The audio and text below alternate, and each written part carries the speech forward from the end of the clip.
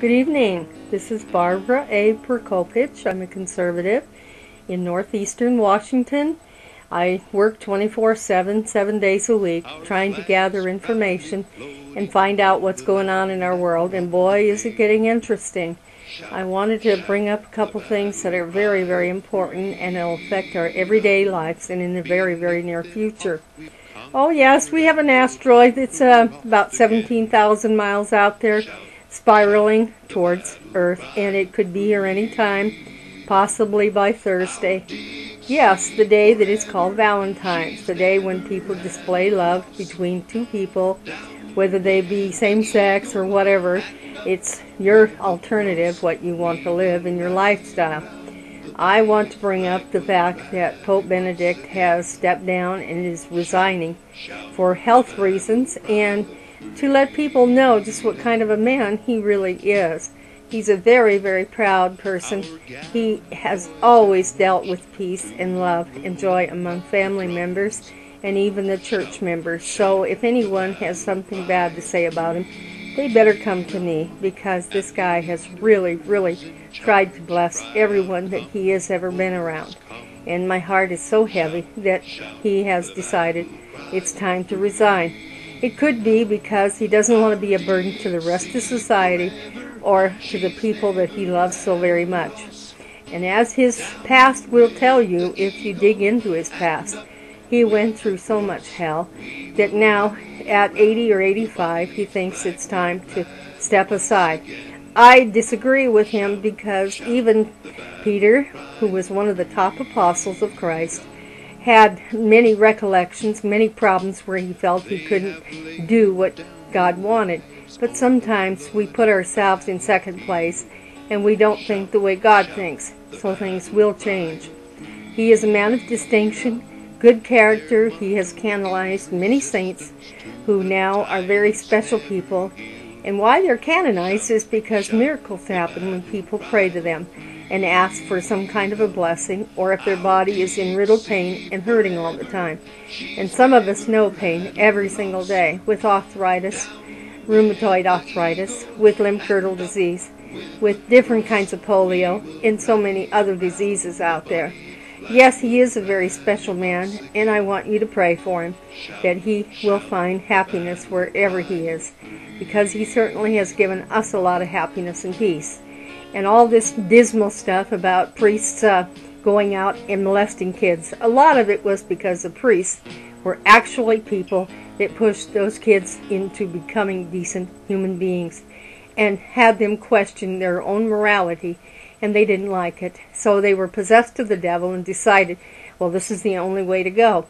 But I need to talk also about another personality which disgusts me right to the core of my being, and his name is Mr. Barack Obama, who thinks as a president he's going to tell you what to do, what to wear, what to think, and so forth. And it's probably down to toilet paper too. I don't know. But I can tell you this, if he's going to come in here and come on our TV sets and our radios and tell us he's going to get jobs for us, then he better start proving it.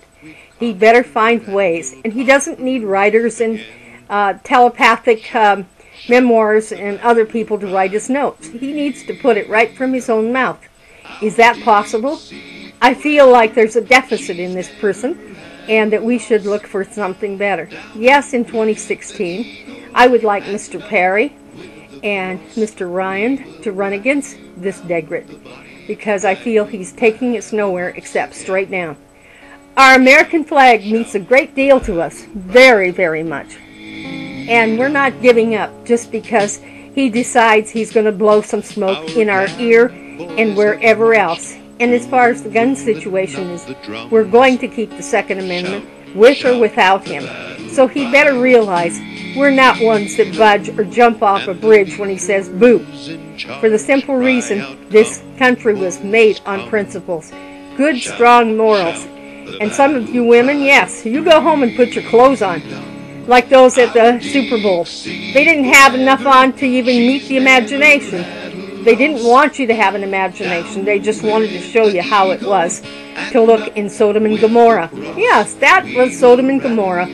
That's the way they were. They ran around with little on and said, the world owes me something. Well, Barack Obama, we don't owe you anything. We put you in office to work for us, and all of a sudden you're trying to get us to work for you.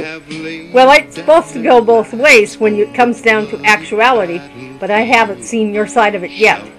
All you keep telling us is what we're going to raise, what we're going to do, and what's next on the agenda. And we have more fuel, energy, and gasoline and petroleum than ever before, and now the gas prices are supposed to go up too. I guess we just have to take it as a chip on our shoulder and knock it off once in a while. But maybe it'd be better if we just take Mr. Obama and impeach him.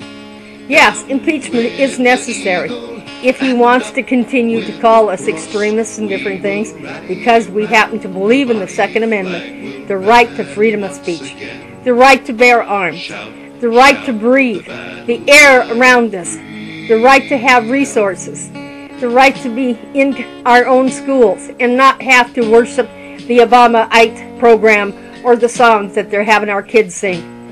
And if our immigrant friends are feeling that they're not quite up to snuff or being persecuted, maybe they should decide whether they want to go back home or not. Yes, it's really great to be an American citizen, but you have to earn it. Freedom is earned. It's not given away. Ask some of our soldiers who have lost everything, their arms, their legs, and now when they come home, they're being told by Obama, well, you'll have to wait 3 weeks to a month or longer, and we'll try to help you out. Well, who made him boss? If he wants to be our boss, he has to earn that too. And as his employers, we are finding he is very shortcoming. Get us jobs. Get us started. Yes. Work with us, not against us. So far, all we've seen is against and not for. So if you want to compare personalities, Barack Obama or Pope Benedict, Benedict beats him far, far ahead. He has angels in heaven that guide his footsteps every day. Obama's angels, I believe they come from the guy underneath, the guys of darkness. And we had better start opening our eyes and looking around. And if you don't like the way things are, then start shouting about it. Let him know about it. And if we're extremists or something else and they got to throw drones at us or rocks or whatever else, let it be that way. For the simple reason, we are American citizens. We were here long before him, and our grandmothers and grandfathers gave their blood and their time and their energy so that we could be free. I am asking you to say a prayer this night for Mr.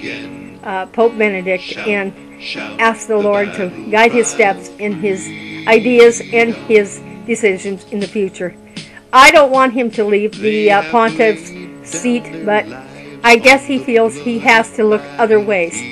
And after all he's been through, that's a good possibility that is why he's making that determination. Barack Obama, you have a long ways to go if you think you're popular. You might be among your own race. Oh, by the way, your race, from Asia, and your friends over there, the Muslims, who you say you believe in their Quran. Believe in what you like, but don't stuff it down the throat of all the rest of us Americans who would like to believe the way we want to. Yes, we're here, we're free citizens, and we're going to stay that way, with or without you. I ask you to ask the Almighty Father to bless this nation in more ways than one, because in the very near future, if that asteroid decides to hurt one side of the earth, do you realize the other side of the earth might be pitch black for over 100 years? Yes, think about where you're going to be in 100 years, or in the next few steps. Maybe there will be nothing of you. Maybe we'll all be dust, and dust we shall return, as it says in the Bible. And if you feel like you're being persecuted by Republicans or conservatives, look what the Bible says. God says, forgive all your enemies, and we do. We forgive them 7 times 77. Can you do that, Mr. Obama? Can you forgive your enemies and be peaceful? Because I'm not hearing that out of your mouth, and I'm not hearing all the love and peace that this country needs. Not jeopardism, not communism, not Miss Pelosi's sour notes about, oh, we need this more and we need that more. Who the heck is she? Yes, Mr. Hagel and Mr. Brennan have a lot of contentions, and things that are just not in our neck of the woods. I ask you people to judge not only who they are, but who gave them the messages, gave them the orders, and which way they're going. You can chase me with a drone or chase me with whatever you want, but I will be here 24/7, 7 days a week. I am Barbara A. Prokopich, and I love you greatly. Please continue to watch and make this a better world. And you can do it. You yourself can do it. I thank you now.